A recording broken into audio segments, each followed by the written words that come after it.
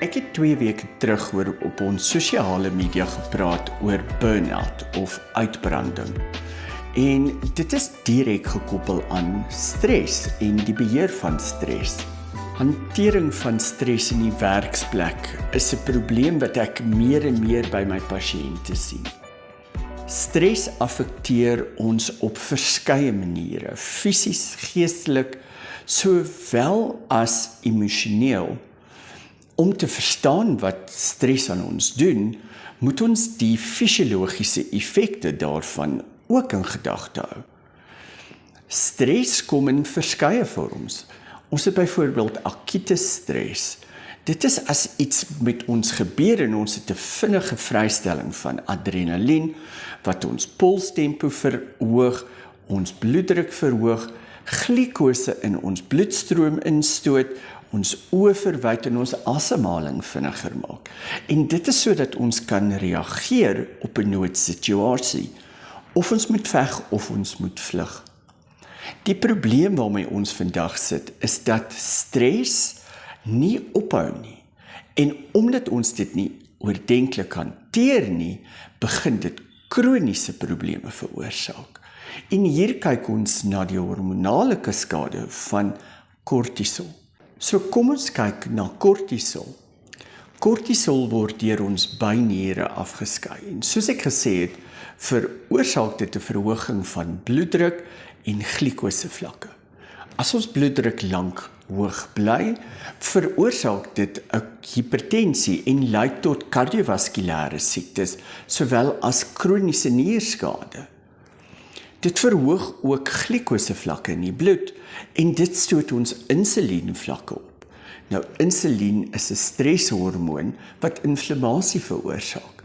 As ons verhoogde insulienvlakke het, lei ons glikose metabolisme daaronder en kan ons selfs tipe 2 diabetes ontwikkel. Dit lei tot gewigstoename en ons het 'n afname in slaap. Kortisol is die hormoon wat ons wakker hou, terwyl sy teenstander, melatonien, in die aand ons laat slaap.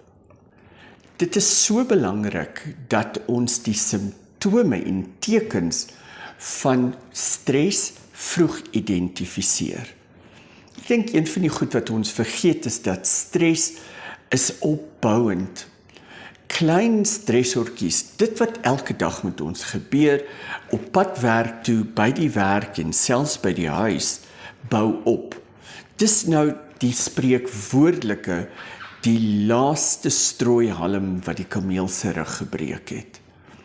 Stres kan ons oor die drempel plaas en ons in 'n burn-out situasie sit.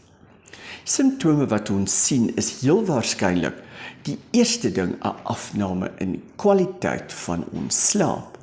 En dit het dan 'n spiraal en 'n sneeubal-effek op ander simptome.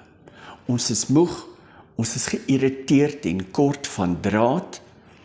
Ons begin onttrek van die mense rondom ons en ons verhoog ons belewenis van angs.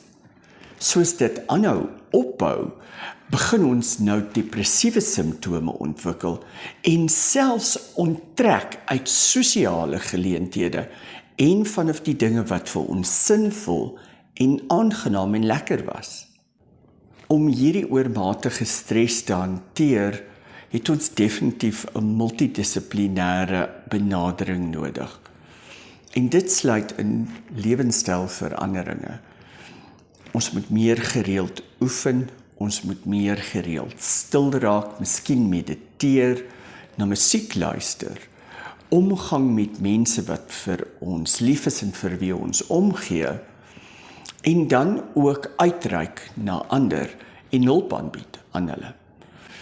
Medikasie vir die komorbiede probleme is definitief aangedui. Ons moet die bloeddruk beheer, ons moet die insulien en glikose vlakke beheer. Ons moet die veranderinge wat plaasvind in ons cholesterolvlakke en die metaboliese sindroom as gevolg van verhoogde en langdurige stres moet aangespreek word. As jy sukkel hiermee, of as jy die simptome in jouself en enige iemand anders begin sien, skakel ons gerus by die T-kliniek op 010 824 1393. Ek sal jou ook aanraai om na die potgooi wat ek gister opgeneem het en op Cliff Central sal verskyn, te luister. Ek het gepraat met Michael Cooper, 'n professionele besigheidsafrigter, oor die hantering van stres in die werkplek. Hoe identifiseer ek my eie stressors? En hoe maak ek die stres wat daardeur veroorsaak is minder?